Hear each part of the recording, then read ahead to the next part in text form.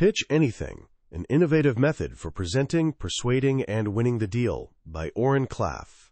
Picture this. A man named Dennis Walter has spent 35 years as an avocado farmer, working under the relentless sun. Now he's ready to retire, but there's a problem. A massive problem.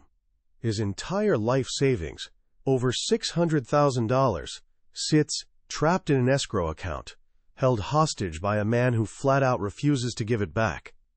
Every single day, Dennis watches his money slip further from his grasp. He's desperate. So he calls a man named Oren Klaff. Oren flies to Las Vegas and marches into the office of Donald McGann, the man holding the money. This isn't some polite business meeting. This is a confrontation. McGann is running what turns out to be a massive Ponzi scheme, though Oren doesn't know the full extent yet. He just knows one thing.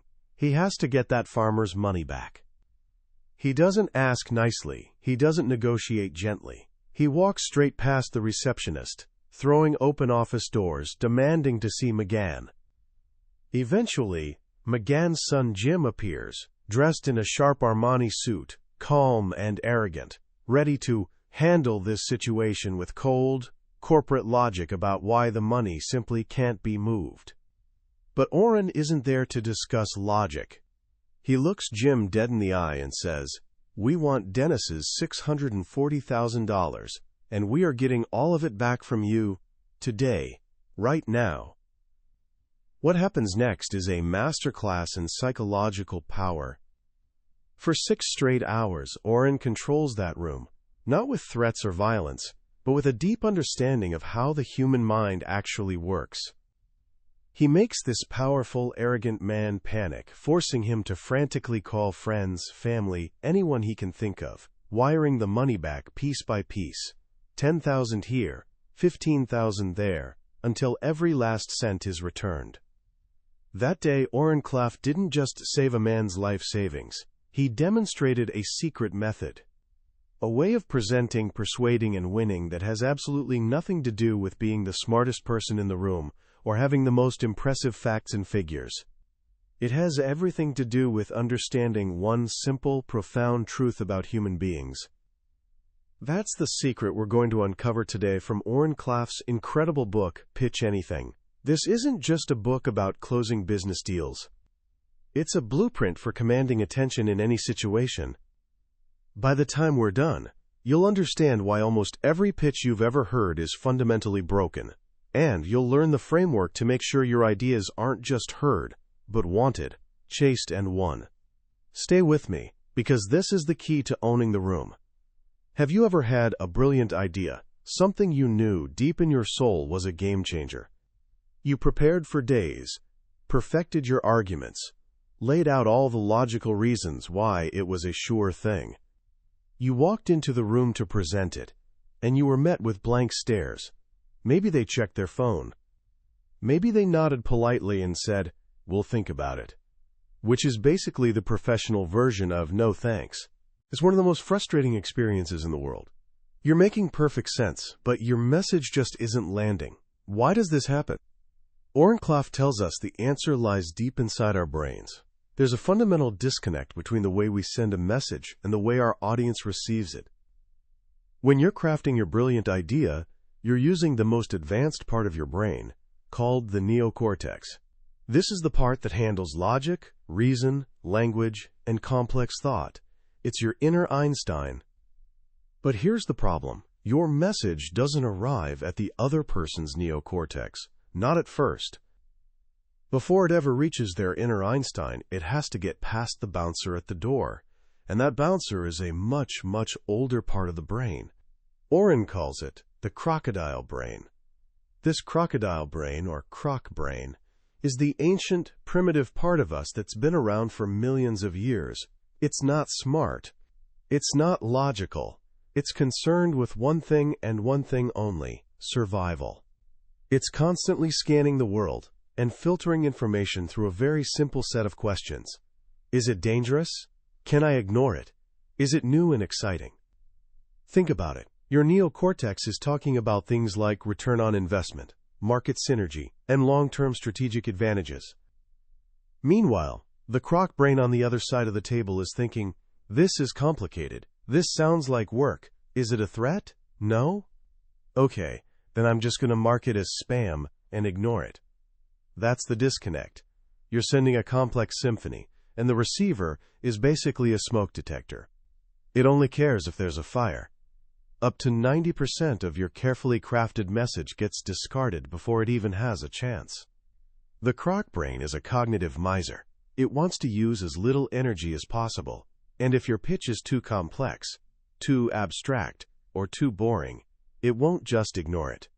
It will actually perceive it as a threat to its precious mental energy, and it will actively work to shut you down. So if we can't win by being more logical, how do we win? We have to learn to speak the croc brain's language, simple, visual, novel, and non-threatening. And to do that, we have to understand the invisible battle that's happening in every single conversation we have. Oren calls this the battle of the frames. What is a frame? Imagine that you and I are both looking out the same window. I might be focused on the beautiful clouds in the sky. You might be focused on the traffic jam down on the street. We're seeing the same reality but through different frames. A frame is your perspective, your point of view, your lens on the world. It's the context you bring to any social interaction. And here's the crucial rule that governs every meeting, every pitch, every negotiation you'll ever be in. Frames don't blend. They don't merge. They collide. And when they collide, the stronger frame always absorbs the weaker one. Only one frame can dominate the social interaction. The person who controls the frame controls the conversation. Have you ever been pulled over by a police officer? Think about that moment. As those flashing lights appear in your rearview mirror, your logical brain shuts down and your croc brain takes over. Fear, anxiety, you're in survival mode. You roll down your window, ready to deploy your nice guy frame. Officer, I'm usually a good driver. How about a break? But what happens? The officer's frame, what Oren calls the cop frame, is nearly invincible. It's built on authority, power, and social agreement. He doesn't have to explain his power. He doesn't have to argue or persuade. When his frame collides with yours simply crumbles. You are now reacting to him. He is not reacting to you. He owns the frame. That's frame control. This silent battle for frame control happens in every business meeting. When a potential client says, "Thanks for coming in, I only have 15 minutes.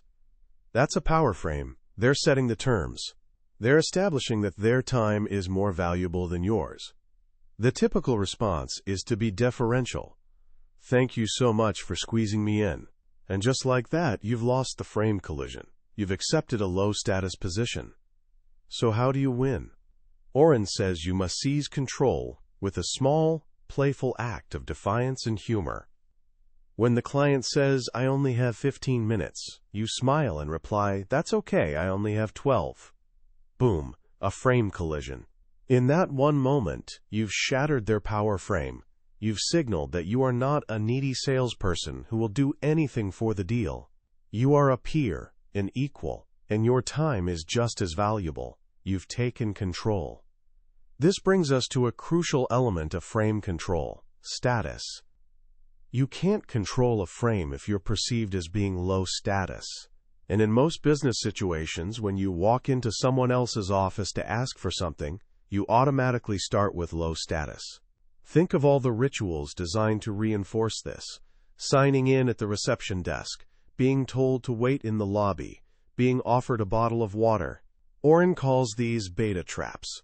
They are subtle social rituals that put you in a subordinate position and keep you there. To win, you must elevate your status. But how? You're not a celebrity or a billionaire. The secret, Oren says, is to create situational status. Think about a world-renowned cardiac surgeon. In the hospital, his global status is immense. He's the alpha. But what happens when that surgeon takes a golf lesson? Out on the driving range, the golf pro is the expert. The pro tells the surgeon what to do, how to stand, how to swing. In that domain, the surgeon's status falls, and the golf pro's rises. The pro has achieved situational status. He's created local star power. You can do the same thing in any pitch. Oren tells a fantastic story about pitching a powerful hedge fund manager named Bill Garr. Bill's office was designed to intimidate. Marble floors, expensive art, photos with celebrities. He made Oren wait, then seated him in a low chair in front of his massive desk, a classic power move.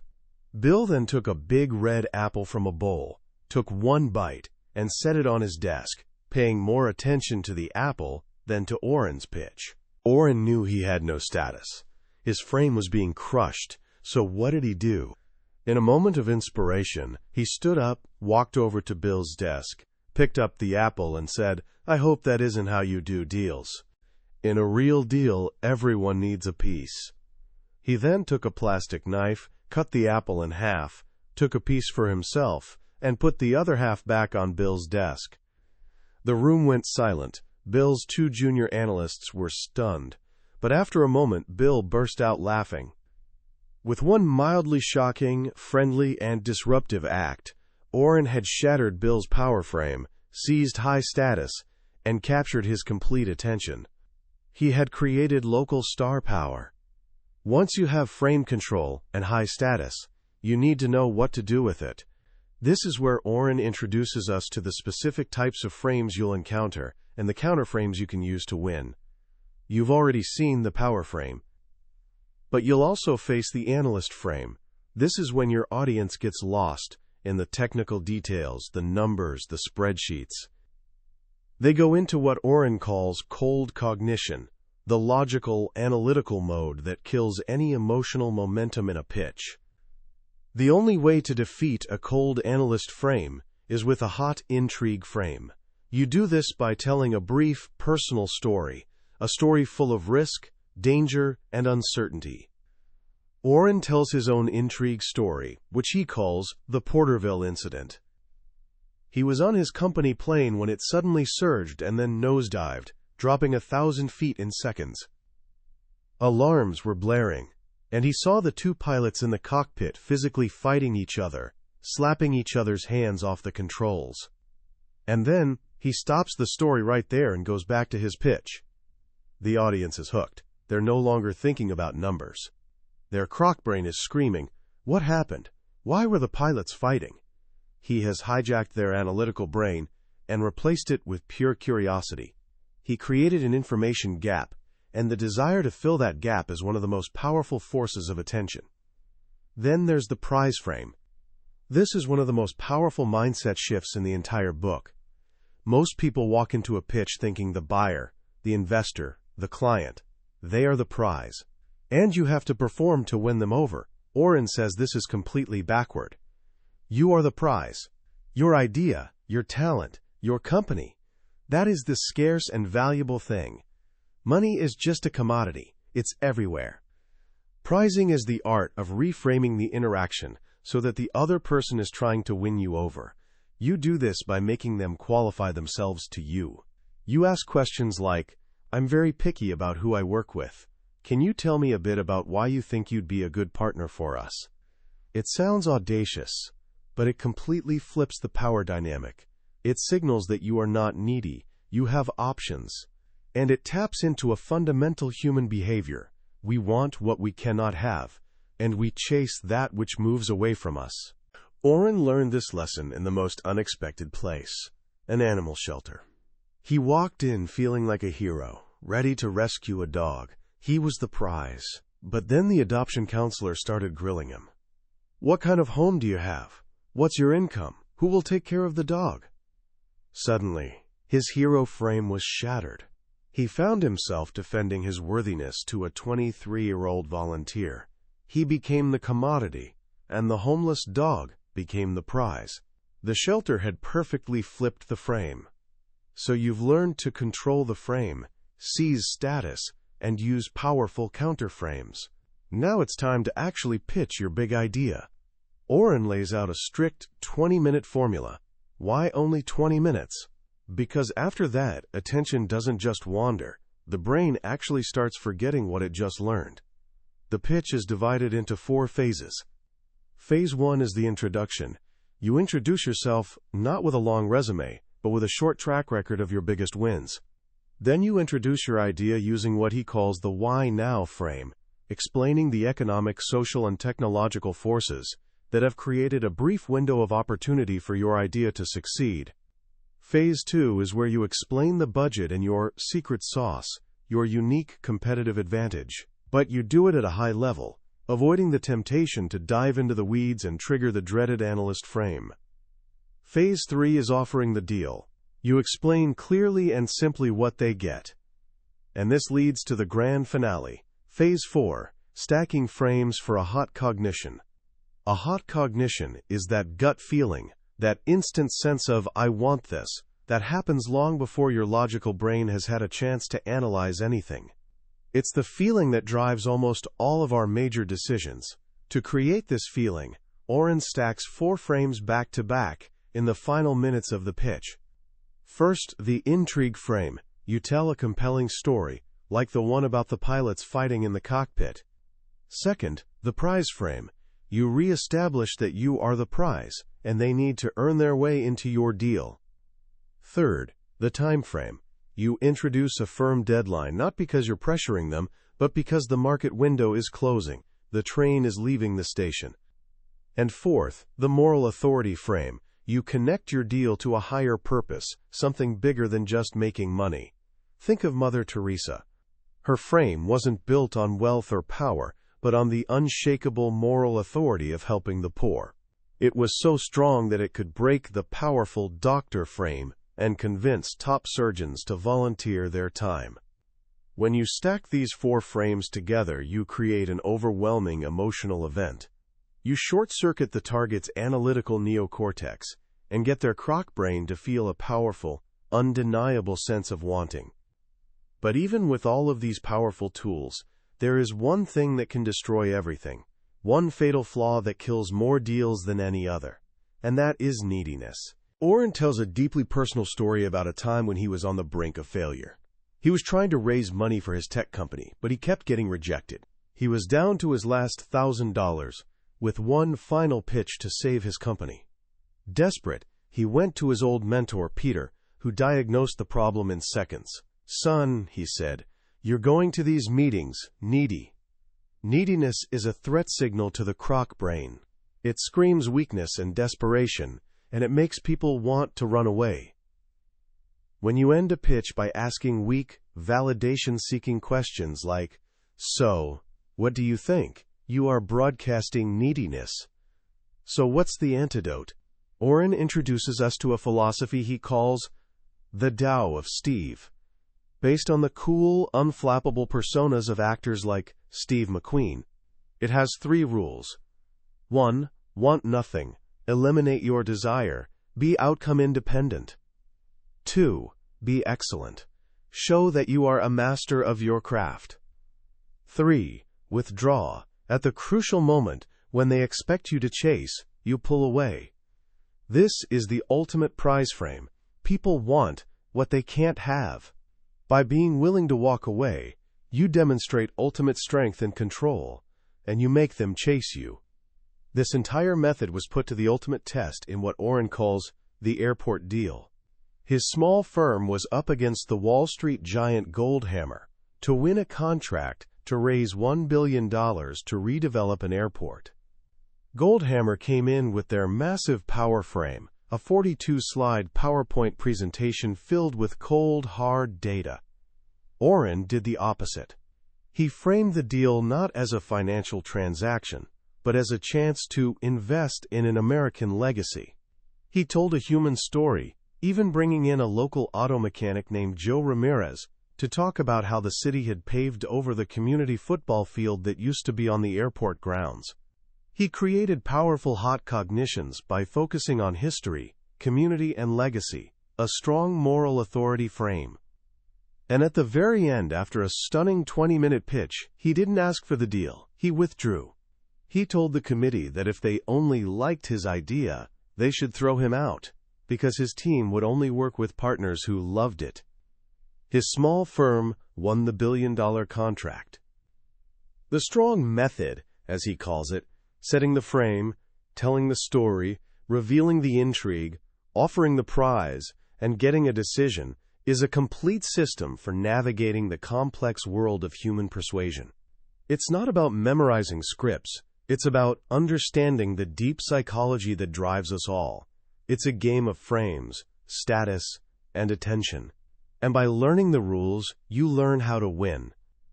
As we come to the end of our journey through Pitch Anything, it's easy to see this as just a manual for high-stakes business deals.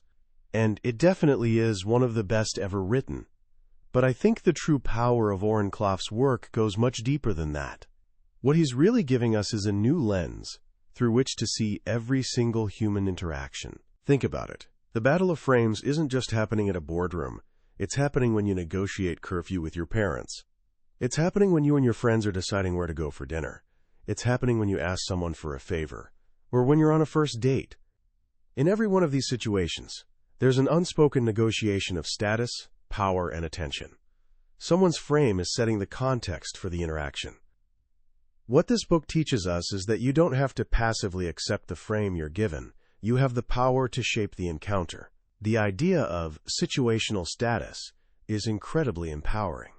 It means you don't have to be the richest or most powerful person to command respect.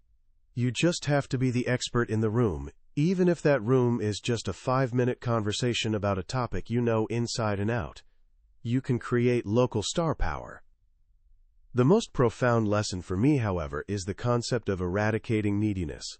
How often in life do we give away our power because we want something from someone else? We want their approval, their acceptance, their validation. That feeling of needing something from another person is the source of so much anxiety and weakness. The Tao of Steve, wanting nothing, being excellent, and being willing to withdraw, is a philosophy for life, not just for pitching. It's about building a core of self-reliance and confidence so strong that you don't need anyone else's approval to feel valuable. When you operate from that place, people are naturally drawn to you. They want to be part of what you're doing. So how can you start applying these powerful ideas right now in your own life? Let's make it simple. First, just for the next few days, become an observer of frames. Don't try to change anything, just notice. When a teacher sets a deadline, that's a time frame. When a friend insists on going to a certain restaurant, that's a power frame. When you see a commercial that tells a little story, that's an intrigue frame. Just start labeling these invisible forces. Awareness is the first step to mastery. Second, practice a very small, very low-stakes act of playful defiance. The next time someone asks you a question you don't immediately know the answer to, instead of fumbling, just smile and say, "That's a great question. Let me think about that for a second," and take a deliberate pause. You're subtly controlling the timing and pace of the interaction. You're breaking their frame of expecting an instant response. It's a small move, but it will help you feel what it's like to take control. Finally, think about your own intrigue story. What's a time in your life when you faced a real challenge? A time with risk, tension, and uncertainty. It doesn't have to be a plane crash. It could be the time you had to give a speech you were terrified of, or a time you had to lead a team project that was falling apart. Craft that story. Practice telling it. This story isn't just for a pitch. It's a way of communicating your character and resilience to the world. In the end, Pitch Anything isn't about learning tricks to manipulate people. It's about learning to communicate in a way that respects the ancient, powerful, and often irrational parts of our brains. It's about earning attention in a noisy world, not by shouting louder, but by being more intriguing, more valuable, and less needy than anyone else. It's about showing up with such strong conviction in your own worth that others can't help but want to be part of your world. That was our deep dive into Pitch Anything by Oren Klaff. We've explored the big ideas today, but let's be honest. A summary is like looking at a picture of a magnificent feast. The real nourishment comes when you sit down and enjoy the meal yourself. The true magic of this book is in the details, the cadence of the stories, and the way Oren's voice guides you through these powerful concepts. This summary is meant to give you a taste and help you decide if this meal is for you. If anything we've discussed has sparked a fire in you, if you feel a desire to truly own the room in your own life, then I urge you to grab a copy. Reading it isn't just an exercise in learning. It's an experience that can fundamentally shift how you see yourself and every interaction you have. The link to the book is in the description. And if you found value in our journey today, please take a moment to click that like button and subscribe to the channel. That way, you won't miss our next exploration of another game-changing book from the billionaire's bookshelf. Let's continue to learn and grow together.